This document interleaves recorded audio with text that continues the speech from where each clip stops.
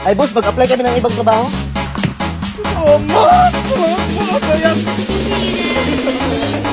Kayong bumalik ka? Sige boss.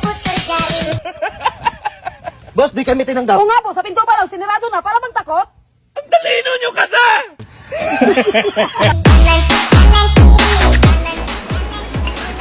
Kalbo, sa akin na nga yung juice.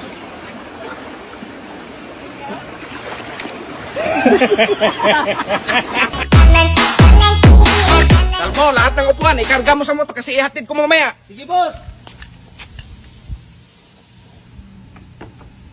Saan ako upo niyan, Kalbo? Dito sa harap.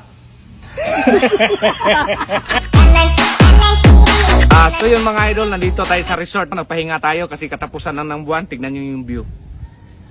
Yan. Tapos mga idol, ang kameraman natin, ayan o.